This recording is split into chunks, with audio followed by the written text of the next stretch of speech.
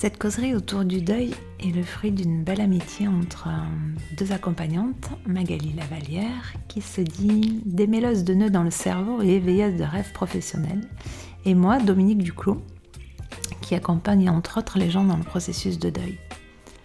Ce qui nous réunit, c'est le désir de ramener de la paix dans la vie des gens qui ont vécu des traumas ou qui sont à un tournant de leur vie ou encore qui découvrent leur hypersensibilité.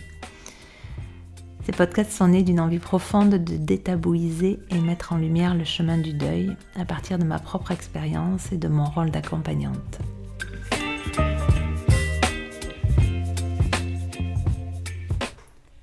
Bonjour Dominique. Bonjour. Alors j'ai envie de commencer par dire que je suis très contente de faire ce podcast avec toi et un petit peu en stress aussi parce que c'est quand même un challenge cette histoire-là pour toi et pour moi je crois. Carrément. Déjà premier podcast de ma vie.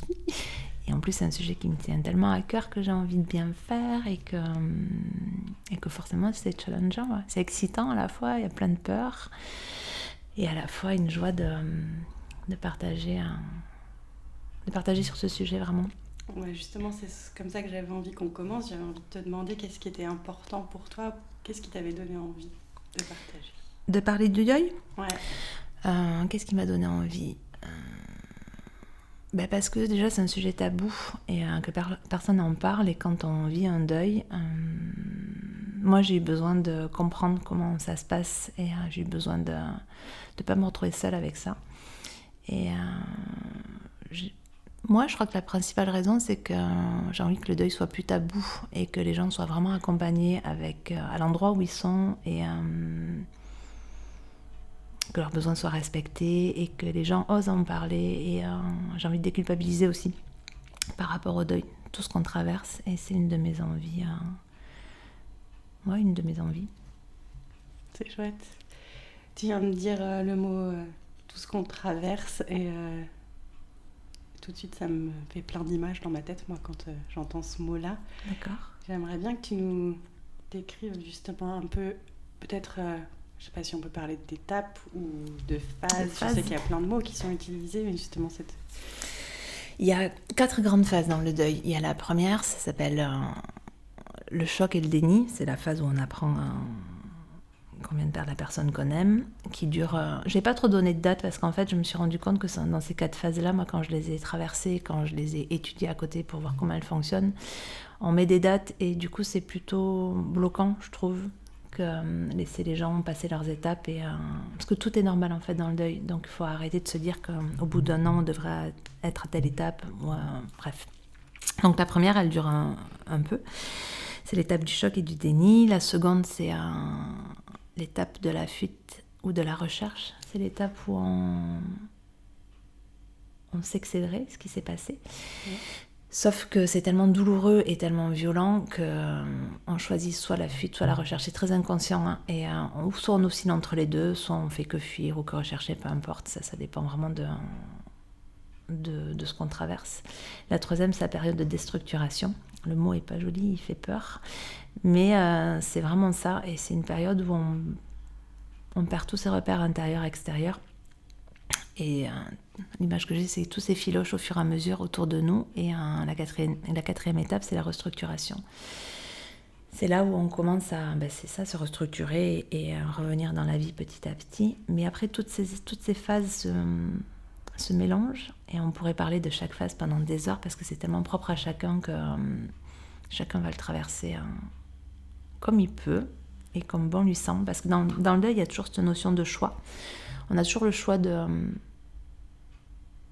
le temps, en fait, de ce qu'on veut traverser. Ou du moins, comment on le traverse plus. Et toutes ces phases s'entremêlent, sauf la première. Le choc et la sidération, c'est une phase qui est un peu à part parce que c'est la première, en fait. Et les autres, elles peuvent se mélanger tout du long.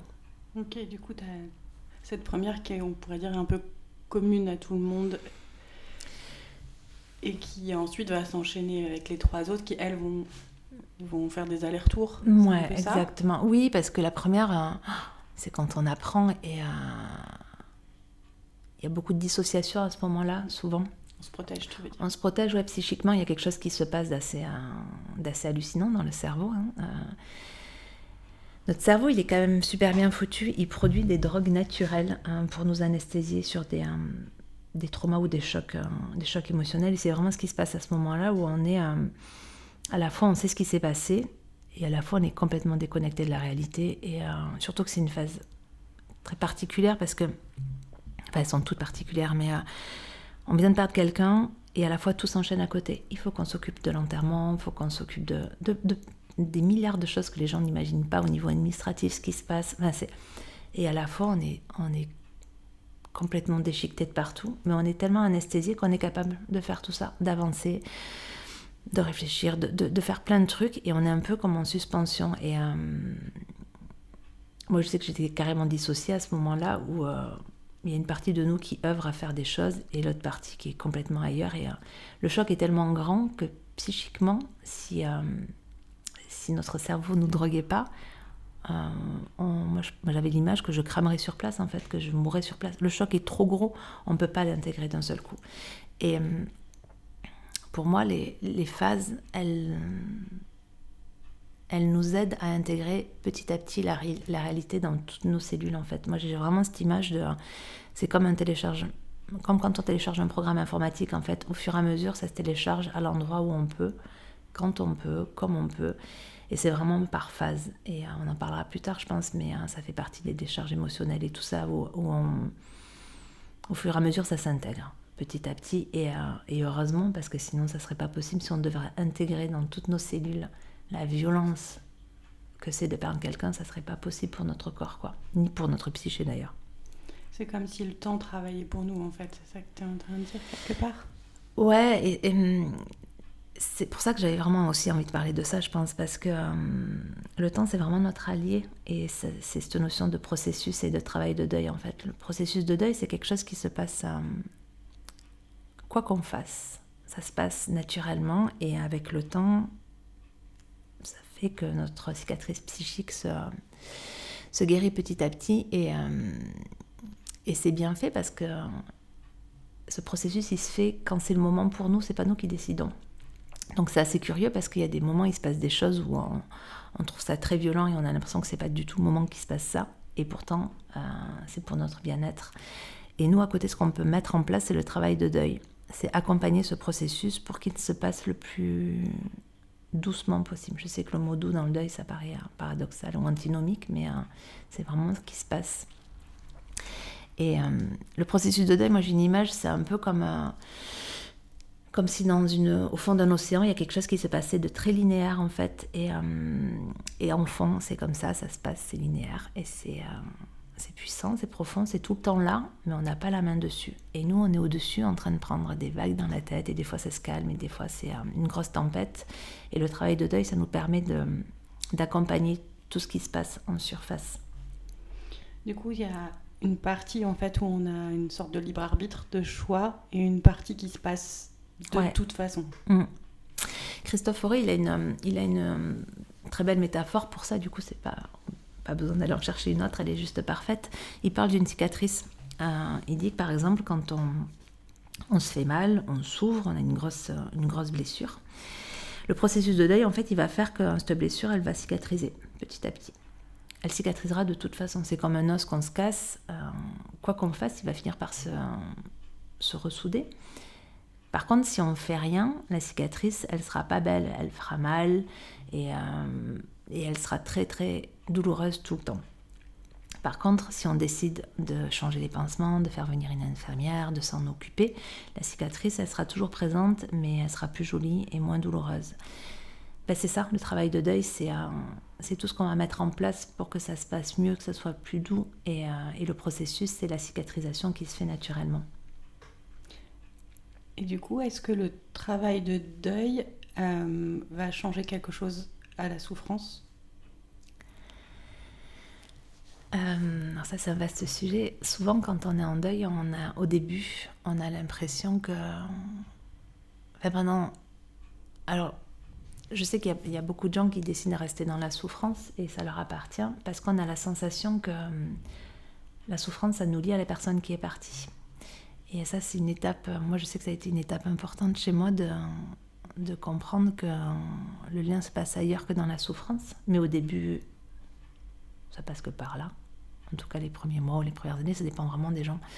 Mais redis-moi ta question du coup, je me suis perdue. On reviendra sur cette question du lien parce que c'est un gros sujet. On en fera un podcast spécifique carrément.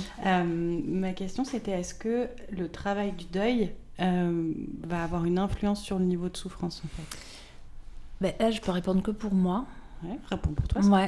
Oui. Pour moi, oui. Clairement. Parce que tu disais que certains vont faire le choix de rester avec cette souffrance justement parce qu'elle leur permet d'avoir cette sensation de continuer à être en lien. Ouais. Du coup, toi, tu as fait un choix de faire ce travail sur toi. Et est-ce que justement c'est ce choix-là qui va pouvoir te permettre de vivre la souffrance différemment? C'est peut-être pas moins de souffrance, hein, mais... Oui, moi quand j'ai perdu mon fils, je me souviens avoir dit, et maintenant je sais pourquoi, mais au début je savais pas pourquoi, quand je disais je voulais faire un deuil propre. En fait, ça voulait pas dire que j'allais pas passer par toutes les étapes et tout ça, mais il y avait cette notion de... le lien d'amour était tellement beau dans la matière et tellement puissant qu'en fait, je crois que dans le deuil, je voulais garder, peut-être utopiquement, hein, mais je voulais garder cette notion d'amour et je voulais pas que le lien avec mon fils se transforme en un lien de souffrance. Je voulais qu'il revienne à un moment donné à un lien juste pleinement d'amour, quoi. Et c'est vraiment ce que j'ai dit au tout début et c'était très inconscient, mais je me rends compte maintenant que c'était pas pour rien que je disais ça. Et moi, dans le travail de deuil, j'ai œuvré et j'œuvre à ça en fait, parce que je sais pas, c'est quelque chose à l'intérieur de moi qui était assez évident et du coup j'avais pas envie de rester dans la souffrance extrême tout le temps, toute ma vie. Ça veut pas dire qu'on souffre pas, c'est pas ça, mais c'est compliqué pour les gens en deuil quand on parle de ça, de sortir de la souffrance. Ça veut pas dire que c'est pas compliqué pendant longtemps, que c'est très très souffrant et tout. C'est qu'à un moment donné on peut, si on a envie, et si c'est notre choix, de transmuter ce lien en de l'amour en fait, à un autre niveau du lien. Je sais que là c'est un peu bizarre de dire ça là, mais on en parlera plus dans la notion de lien dans le... Ce sera plus clair quand on reviendra sur la question du lien. Ça me questionne aussi sur la question du manque qui est forcément centrale aussi. C'est-à-dire que est-ce que la souffrance c'est uniquement cette question du manque ou est-ce que c'est plus que ça? Comment ça marche? C'est marrant que tu poses cette question-là parce qu'il y a eu ça a été une étape hyper importante moi dans ce processus-là, c'est qu'à un moment donné, j'ai compris dans mon corps que la souffrance, elle était plus liée moi au manque dans la matière de mon fils, vraiment. C'est-à-dire que je continue à alimenter quelque chose dans la matière. On revient au lien, hein, je continue à alimenter un lien dans la matière qui n'existait plus en fait. J'avais cette sensation d'avoir comme quand on est lié aux gens, c'est comme s'il y a une corde entre nous et la personne et en fait c'est une interaction du coup. Et sauf que là, la personne elle est plus au bout de la corde. Du coup, c'est comme si on envoie quelque chose tout le temps, de l'énergie, de l'amour et tout ça. Sauf qu'en face, il n'y a plus personne et du coup, c'est une grosse perte, une grosse fuite. Et du coup, ce manque-là, moi, été... De toute façon, c'est le manque dans la matière qui est violent parce que si on réfléchit, c'est une réflexion que je me suis faite il n'y a pas longtemps, ça. L'amour, en fait, l'amour, ça n'a rien de matériel. En fait, c'est une énergie. Du coup, c'est juste le support de l'amour qui change. Si on continue à envoyer de l'amour... Enfin, l'amour, c'est une énergie. De toute façon, ça existe tout le temps. C'est juste... c'est compliqué ce que je voulais expliquer. Comment dire ? Tu parlais de support qui change. Oui. Est-ce que le support est matériel ou est-ce qu'on accepte à un moment qu'il devient immatériel? Exactement, c'est exactement ça. Et moi, je me souviens avoir pris cette décision en conscience pour le coup d'alimenter le lien d'amour différemment. Et pour moi, c'est vertical pour le coup. C'est alimenté vers le haut, vers son âme, vers tout ça. Et puis alimenté dans la matière, qui est horizontale. Et pour moi, oui, la souffrance est vraiment... Dans mon cas, toujours pareil, c'est vraiment lié à la matière. Parce que la matière, parce qu'il ne faut pas se mentir, l'odeur, la gestuelle de la personne, ses intonations, ses mimiques. Tout ça, c'est quelque chose dans le processus, on apprend à lâcher ce lien-là petit à petit.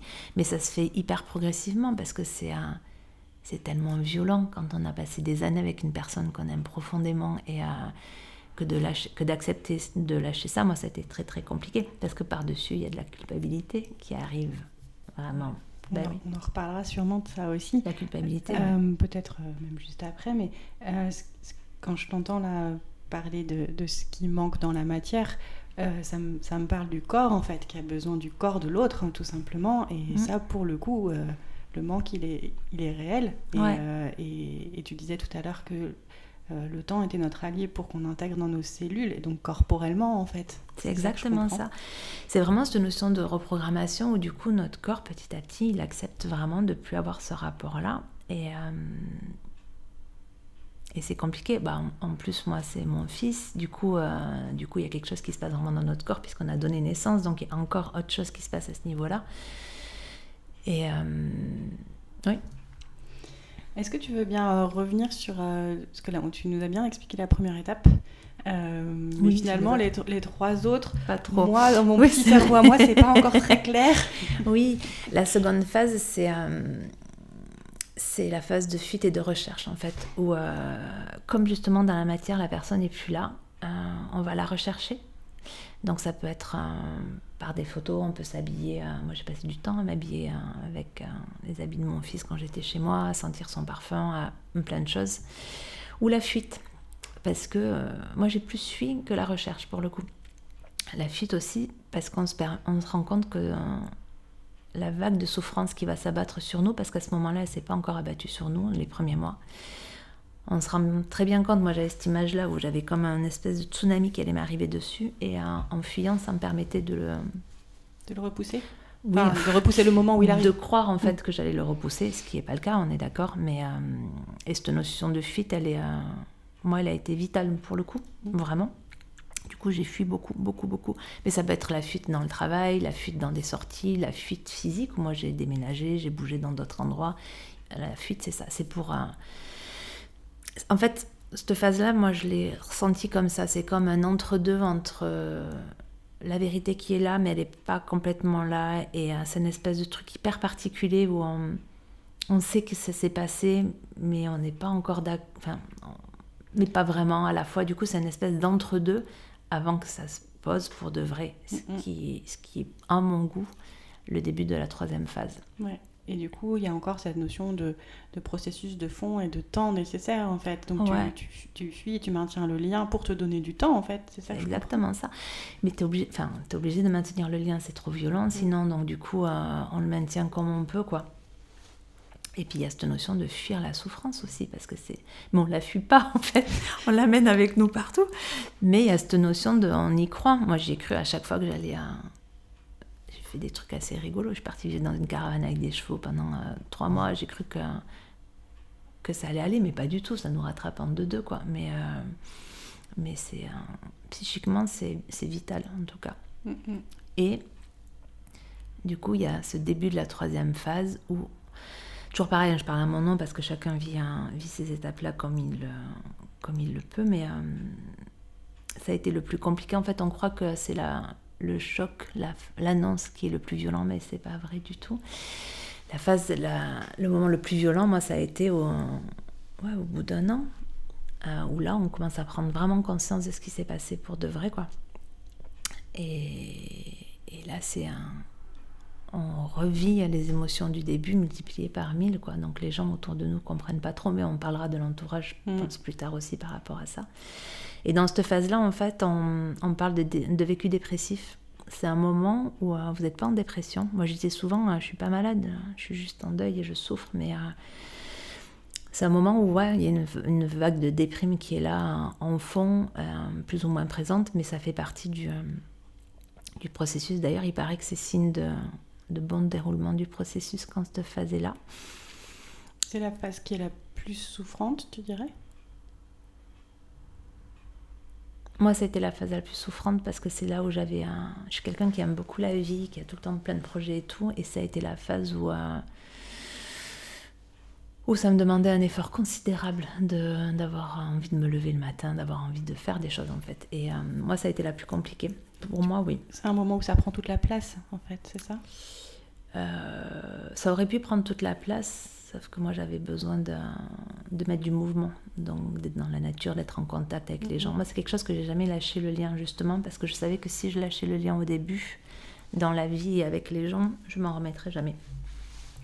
Donc, j'ai vraiment veillé à ça. Et cette phase, pareil, elle dure, ça dépend des gens. Peut-être quelques mois, quelques années. Et elle se mélange avec la 4e, qui est la restructuration, où on reprend goût à la vie. Alors, je sais que ça va peut-être choquer des gens quand je dis ça, mais oui, c'est un moment où on a envie de revenir dans la vie, de refaire des choses. Ça n'empêche que la personne est partie, mais on retrouve le goût, ou du moins l'envie. C'est un début de retour de goût et d'envie. Et j'imagine que ça peut prendre presque tout le reste de la vie, finalement. De toute façon, moi je pense que le deuil, ça vous mature jusqu'à la fin de vos jours. Moi je dis souvent que jusqu'au dernier jour où je fermerai mes yeux, je sais que ça va me malaxer tout le temps. Et c'est ça aussi c'est pour ça aussi que je voulais parler du deuil, parce que des fois je me rends compte que l'entourage ou les gens en général pensent que le deuil, voilà, c'est tant d'années et c'est tout. Non, en fait, ça vous malaxe, mais jusqu'à la fin de vos jours.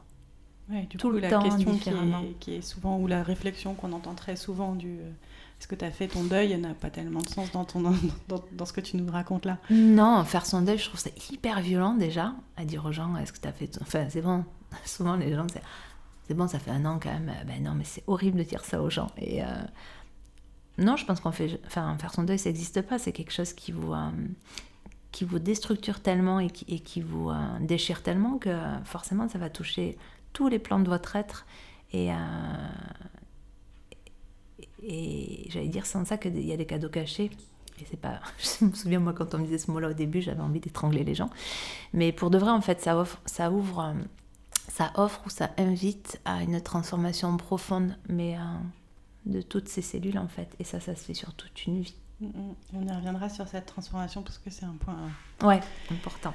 Important et d'ailleurs, si tu penses que tu as suffisamment expliqué ces étapes, ça me plaît bien de conclure sur ça. Ouais.